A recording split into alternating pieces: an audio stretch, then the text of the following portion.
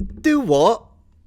You were thinking about making a family? Well, think again, says Current Affairs, a magazine of politics and culture. Title, Why We Should Abolish the Family. Field of September 2022 in Socialism. Yeah, 2022, I suppose, but who thinks this way? Who thinks this? This is a beautiful, by the way. I don't even care. Call me whatever you want. This is a gorgeous picture. It's a beautiful representation of the family, core of the nation. Let's go. The family is a conservative project that limits human flourishing. The family must be abolished, says Lily Sanchez. Who's Lily Sanchez, by the way? Out of curiosity. Lily Sanchez, what has she got? Okay. You're not angry enough about homelessness in America. Oh, I see. It's an activist, of course. It's the left that needs to move beyond Bernie Sanders.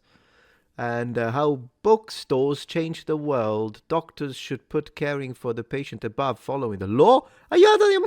What? Yeah, just work a criminal. Break the law. Break the law. U.S. transit is abysmal and unacceptable. Your content is abysmal and unacceptable. The family is a conservative... My goodness gracious. The principle underlying capitalistic society and the principle of love are incompatible. Yeah, okay, a bunch of, let's go. My sister and I grew up in the shadow of our parents' divorce. So this already kind of nullifies anything that she has to say about this. Because, I mean, it's not that the family doesn't work, it's that your family didn't work. Sorry to hear, by the way. I personally think there is too much divorce and people should learn to try to really figure it out, unless it's a matter of domestic A-word or stuff, that kind of stuff. Oh, fine, of course. Cheating, it's one of those that is like, yeah, that will destroy a family. But in general, I think there are also situations where just because you said something that annoyed me, we shouldn't go through a divorce, am I right? Anyways, the failure of that marriage and the resulting financial impact was our life's lesson. We understood that we'd come from a broken family. The message was clear: don't let divorce happen to you. We came of an age in the 80s and 90s, Nancy Reagan's just say no to drugs and family values rhetoric, Bill Clinton's welfare reform and the defense of marriage. Clinton's end of welfare, as we know it, promoted work as and marriage as a solution to poverty. As Sarah Jaff has noted, the preamble of the 1996 law included marriage as a foundation of a successful society. This, by the way, is absolutely true. This is true. Family is the core of society. It's the very first building block of society. And if the family falls, society falls. The family is the pillar of civilization. Which is why they want to destroy it, by the way. Don't let it fool you. She began with the thing like, look at me, poor me, our parents divorced, so we grew up sad. Are you sad for me now? Do you pity me? Good. Well then, let me now try and destroy the West. And to destroy the West, I need to destroy society. And to destroy society, I need to destroy the family. Because they know that the family is the core of everything in human society. They know that. That's why they want to destroy it. So they can rebuild a society in their own image from the rubble. Let's continue. The defense of marriage Act defined institutional marriage as a union between a man and a woman and allowed states not to recognize same-sex marriages. By that time, the endless privatization of everyday life and a necessary resource that we call neoliberalism, as writer this puts it, had come into force. My mother relied on our neighbors, themselves housewives, and family members for childcare and rides to get us to and fro public school while she was at work. Well, right, but this is a failure on the husband. At this point, I'm going to say, if the husband was more conservative, and he was like, I'm the man of the house, I'm going to provide no matter what. My wife is going to stay home. She doesn't need to work. I'll take care of all the business expenses. And to be honest, even in the case of a divorce, which once again, I only consider in the extreme cases, but even in the situation like that, as the husband, you are the father of those kids, you still provide for those kids. That's what a real man does. So the problem here is that the husband wasn't conservative enough. That's what I'm going to say.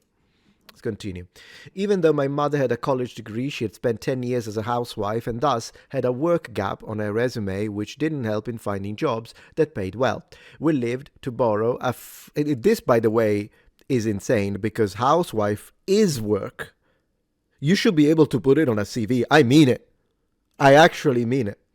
We lived, to borrow a phrase Bernie Sanders used, paycheck to paycheck. My mother didn't get to do things she enjoyed. Everyone uses this, by the way. Stargazing, astronomy, bike riding, or even just exercising. Her days were spent at work and her evenings and weekends caring for children. Exactly. And the reason why this happened is because the family was disrupted. When a family unit works correctly, your mom could have, of course, done her job as a mother and as a wife, but at the same time, with all the rest of the time that she had left, she could have done the other things that she wanted to do, like stargazing. Absolutely. Stargaze all you want, but she couldn't because the husband abandoned her. How is this not the obvious interpretation rather than, oh, well, then family as a concept needs to be eradicated? No, if anything, family needs to be strengthened as a core concept in the most conservative way so that this doesn't happen. It never occurred to me as a child to consider the love of care my mother was not getting while my sister and I were loved and cared for and managed to grow up and go off to college. Good woman. What conservatives will see as a success story, what I see as a kind of tragedy.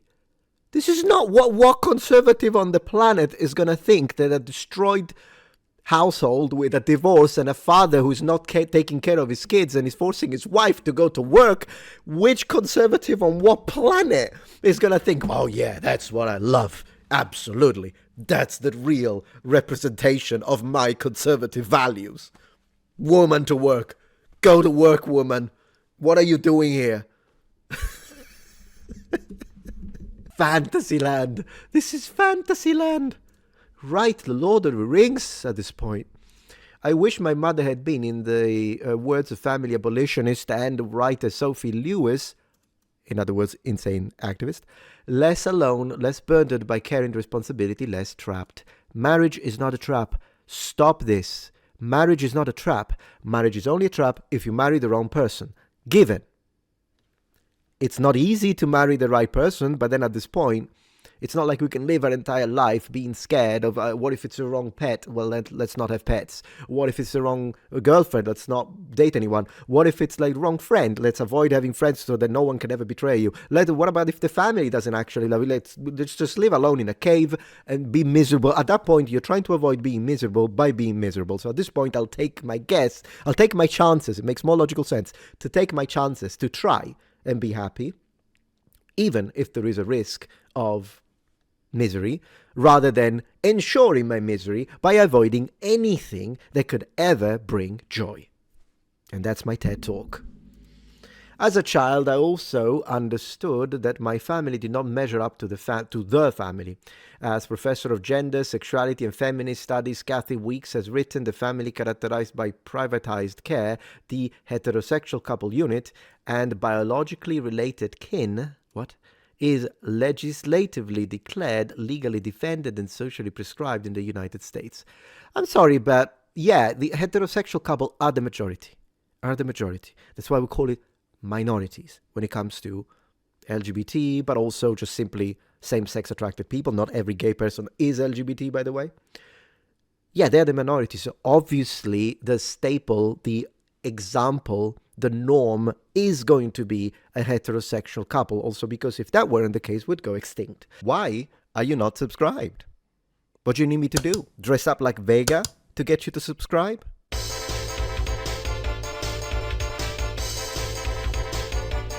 Subscribe.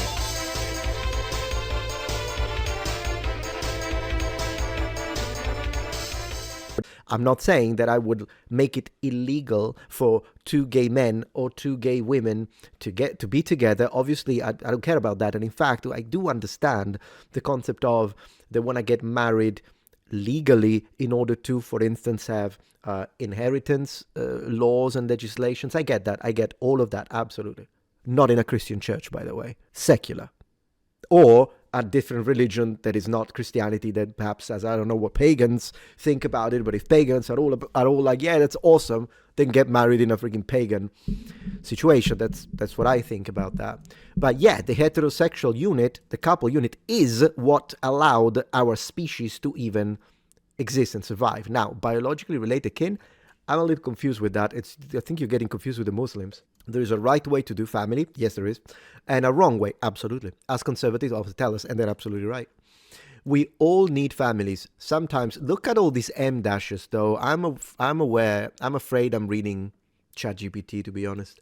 In a society built around scarcity, educational opportunities as jobs, healthcare, housing, and even the prospect of a dignified retirement, a desire for the coupledom and family makes sense. As M.E. O'Brien, a writer who focuses on gender freedom and communist theory, puts it, man, their choices, there is a strong material logic to the couple form. If you find the right person, you're going to be okay. Yes. But beyond material consideration, even wealthy pop stars want the one and the family. Right. A sin, I imagine, under his gender study activist's perspective. John Mayer, the singer, so is that it? So he didn't tell me anything. What did I learn from this? Nothing. I didn't learn anything from the communist theorist. I want to give you a... Whatever. John Mayer, the singer-songwriter and guitarist who rose to fame in the early 2000s, has been singing about serial monogamy for over 20 years and makes clear in his music and in his interviews that he wants to get married and have children, a house, and a home life. Things that have eluded him thus far. And what's wrong with that? What's wrong with that? Pop star Adele has admitted that she was, open quotes, obsessed with the nuclear family my whole life because I never came from one, close quotes. Fine. She got divorced a few years ago. I was just embarrassed I didn't make my marriage work, and said in an interview with Mayer that marriage has given her the safest feeling she's ever had. Yeah, none of this advocates for the destruction. Also because what would you replace the family, by the way? What would you replace this evil conservative notion of the family? How is a conservative notion? I don't know, since it's a notion that we have had probably since the freaking Paleolithic. But please, explain to me, what would you replace it with? No family? But what do? Everyone does whatever they want.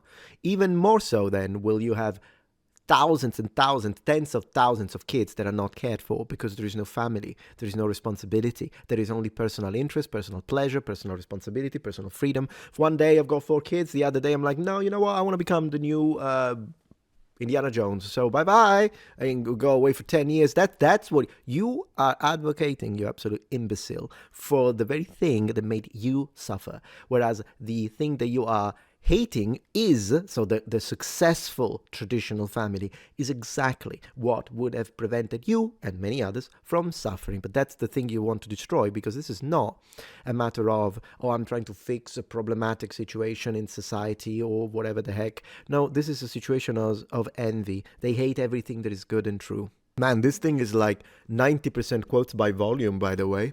The social psychologist Eric Fromm wrote in his 1956 book, The Art of Loving, that in the United States, to a vast extent, people are in search of romantic love, of the personal experience of love that should lead to marriage. And I think that's a beautiful thing. But according to Fromm, capitalist societies had commodified human relationships, particularly the search for spouses, to the detriment of humans. He wrote about the marriage market of his time, in which people looked for the best deal of personality packages. We now have online dating, which ultimately turns dating into a market. You must pay for access to that market, where people and their profiles are like items on a menu to choose from. Yeah, I mean, I'm not a huge fan of I can agree on this one, that the current situation with Tinder and that kind of stuff is kind of weird. But then again, I mean, it's just how it is. Tech evolves in a certain way, and people will use that tech. At the end of the day, if you look at your phone, or if you look at your local pub for a pickup to try and meet people, because perhaps there is no one in your immediate circle of friends and people you know that you are interested in, how different is it really? But I can understand that sometimes it can feel dystopic. For Fromm, love was a way of being, an orientation, not primarily an attachment to another person or the possession of a certain status, a marriage and family.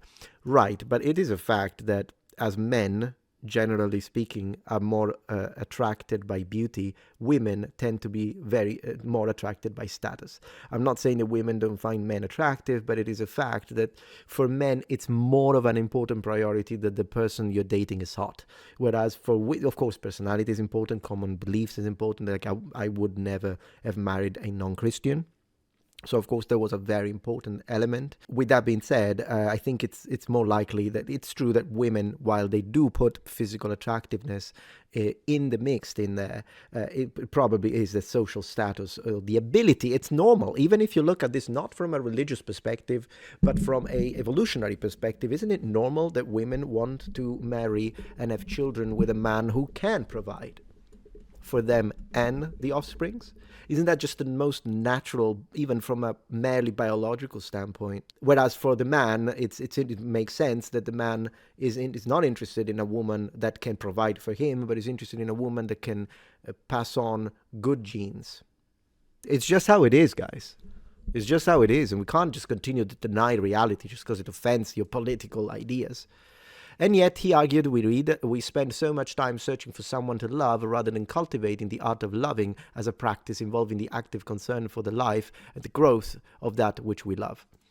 That's a bit sophistry. What this has to do with the family is that we have substituted rigid notions of family structure and family values for the practice of loving. How about we do both? Why not both? What is the family but a set of norms around gender, sexuality, household labor, and the pooling of resources for economic survival?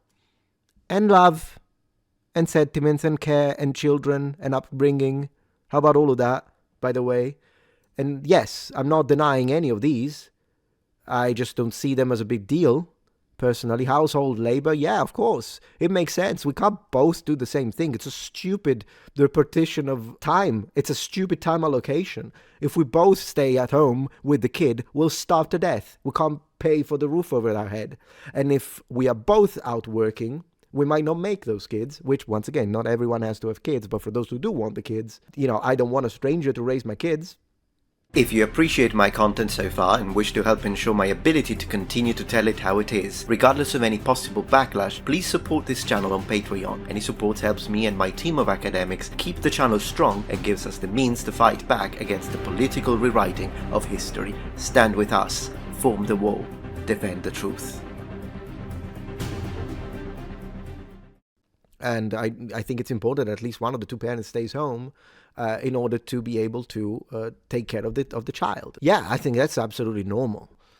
We only need the family because our society is organized in such a way as to make atomized family the main unit responsible for our survival in an increasingly unequal society with limited social safety nets.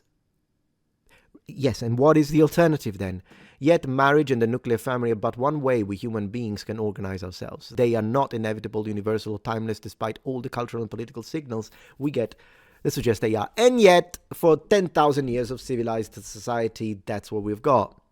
So the only thing that now you come along and say, no, that's bad, but you don't present an alternative that is functional in any way, because do whatever makes you happy is not an alternative. You can do it in a free society, luckily for you. You don't live in a country that forces you on a certain direction. But abolishing the family? To replace it with what? Because if you don't replace it, society collapses. Who's going to make money? Who's going to create the economy? Who's going to repopulate? Are we supposed to go extinct? Is that a preferable thing, to go extinct, or at this point, replaced by migrants? What you need is a print edition. No, I don't. No, I absolutely don't. To critique the family then is to level a critique on the conditions of a capitalist society that makes the nuclear family a main source of support and survival, and that uses the family as a weapon to discipline or stigmatize those that don't comply with the traditional family structures or norms around gender and sexuality. Look, I'm very pro-freedom when it comes to these things.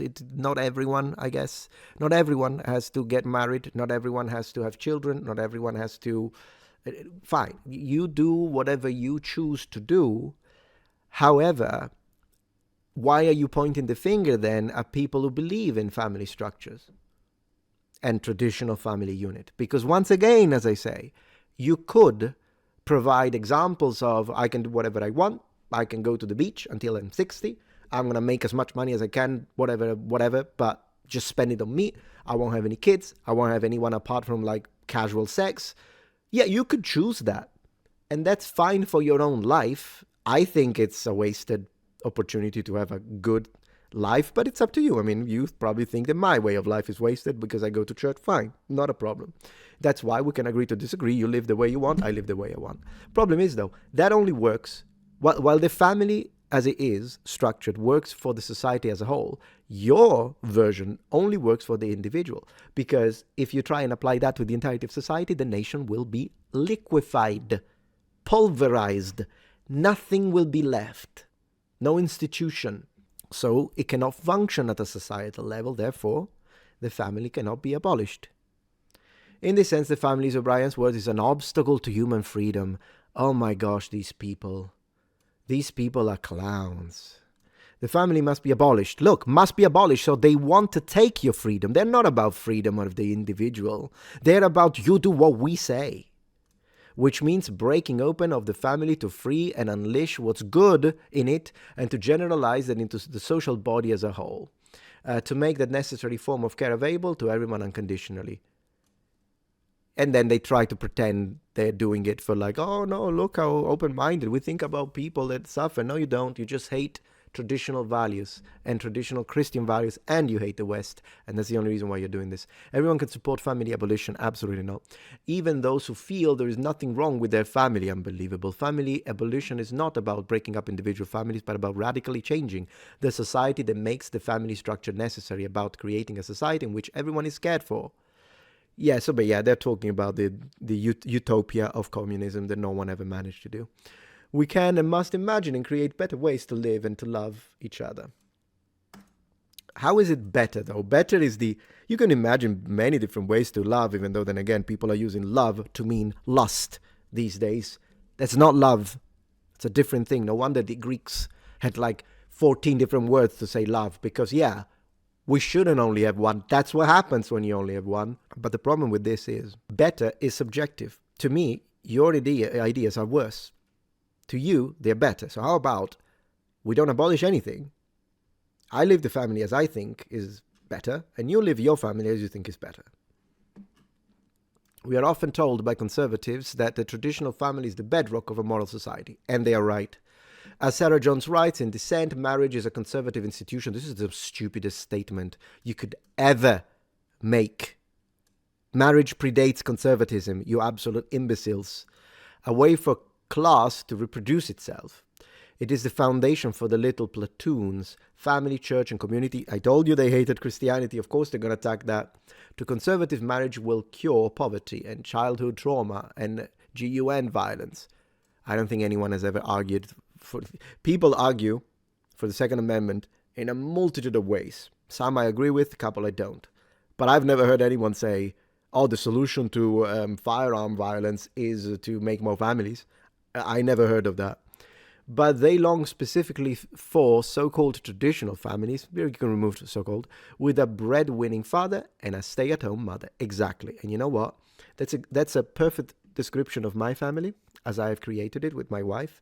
And you know, to you, this means that I'm an oppressor and my wife is an oppressed. The reality is she's extremely happy. She constantly tells me how grateful she is, and not because I tell her to, by the way, which is probably what you think. She tells me that all the time. She loves being a stay-at-home mom. She loves that I provide for her, that I will do 3 jobs if necessary to make sure my wife doesn't have to. And notice that I say doesn't have to. I've never forced my wife, and I told my wife, you can't have your own business if you want. You can want to start sell stuff, you could do it. If you want to, you could do whatever you want. She doesn't even have to ask me. As long as that doesn't take away from like, well, I don't have the time to take care of the house, and if you don't at all, then this is going to turn into a swamp. Then you might want to reduce a little bit your work hours. But she can work if she wants. Guess what? She's choosing not to. And we're happy about it. How about that? See, this is a problem, what I just said. They have to say it's a lie, because it completely makes their entire, people like this, it makes their entire concept of a oppressor-oppressed society based on traditional marriage and how it's a trap, it makes it collapse. So they have to deny it. It cannot exist, because it makes the foundations of their sophistry tremble and fall. And fall they shall. Take this family values passage from the 1976 Republican Party platform.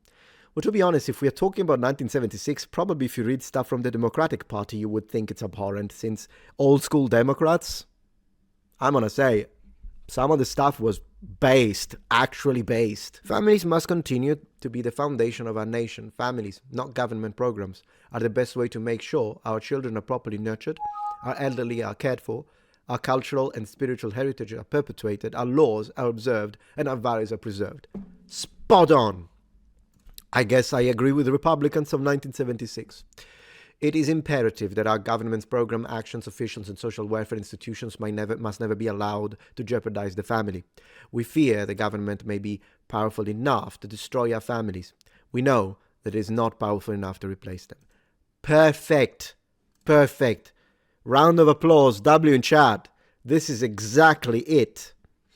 Not to mention, at this point, yes, we know that a lot of the people that want to destroy our society, our family, our heritage, everything, our culture, are the self-loathing whites, self-loathing white women with blue hair who possibly identify as men. We know that that's what's going on.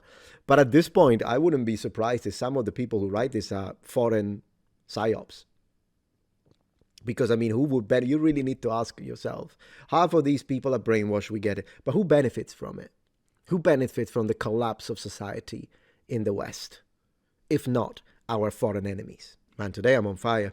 The platform goes on to explain how the tax code, the estate tax, to minimize disruption of already bereaved families and welfare stipulations encouraging marriage were to be designed with the preservation of the family in mind. Government policies will confer financial benefits for married couple. Well, yeah, of course, because married couple are going to have the children compared to singles. Yeah, because a single cannot self-make a child, so they need less money. It makes perfect sense.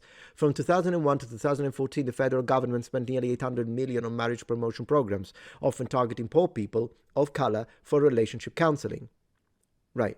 These programs have been largely ineffective in achieving stated goals. As recently as 2020. So even when they help the people that they are supposed to care for, they are going to complain about it. You know that meme where they say if Trump cures cancer, they're going to find a reason to be angry about it. And I don't agree with everything Trump says or does.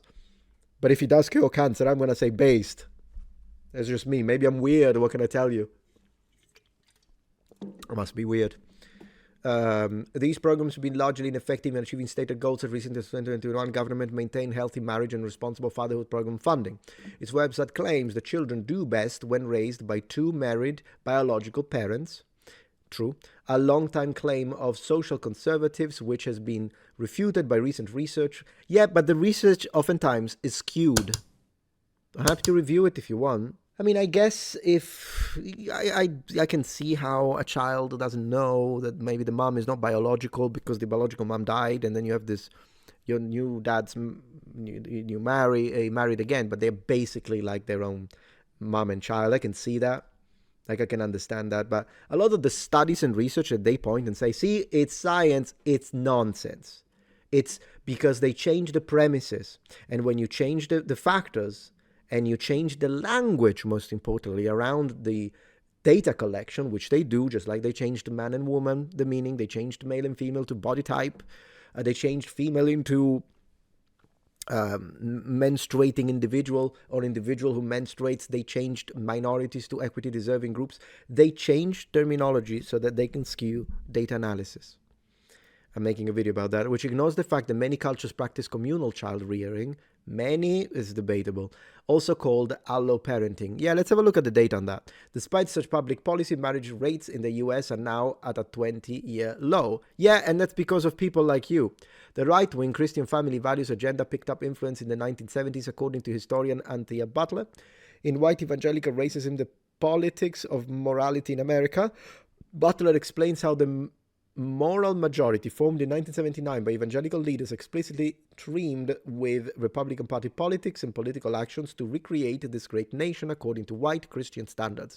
Which to me, yeah, because white meaning European, I'm a European, So to me, European Christian standards are indeed the best standards. Around the same time, offshoot organizations such as American Family Association, Focus on the Family, and the Family Research Council began lobbying government on evangelical concerns about the family, marriage, abortion, and education. An underlying message of these groups, she argues, was that sexual immorality, including race mixing, would be America's downfall. Yeah, I mean, sexual immorality, I agree, as a Christian, 100%. Racial mixing, I think people are should be free to marry whoever they want. Butler also argues that evangelism is no longer simply a religious movement, but rather a nationalistic political movement whose purpose is to support the hegemony of white Christian men over and against the flourishing of others. You have to prove it. Also, why are we talking about 1979? We're in 2025. Evangelicals tend to vote in large numbers for right-wing politicians. Yeah. It's their freedom to do that, by the way. I mean, we can make the same statement and say atheists, for the most part, vote left-wing. So what? Including Donald J. Trump, who has endorsed calling his daughter Ivanka a piece of ASS, represents the opposite of family values. Be that as it may. You never hear them complain about Biden's son and the stuff that he did. I wonder why. The 1976 platform seems quaint compared to GOP Florida Senator Rick Scott's chilling manifesto, an 11-point plan to rescue America released earlier this year. I haven't read it. Decrying the militant left's plan to change or destroy things like the nuclear family, gender, and traditional morality. Scott elaborates. Hold on a minute. That's exactly what you're doing. You stated it. You said it. They're right. The GOP Florida Senator, Scott, is correct, and you just proved him right. This gaslighting that the left does really pisses me off. They spent the entirety of this article up to this point to say that the nuclear family must be destroyed. And then they tell us, oh, look at this. It's the GOP is saying this, but it's not true. You're out of your mind. We will protect, defend, and promote the American family at all costs. Good. The nuclear family is crucial to civilization. Absolutely. It is God's design for humanity. Very true. And it must be protected and celebrated. To say otherwise is to deny science. I mean, this only thing, science in combination with God's design, they are two separate things. It's a statement of faith that God's one. You can use science to evaluate and analyze the data that has to do with which type of society is more functional for our species as a whole. So I'm not saying that science doesn't play a role into this, but I'm saying, I mean, this is what's deny science. And got these two things are a little strange, Senator, who put them together. But in general, I would say, yes, the scientific data does show that Western societies are the best.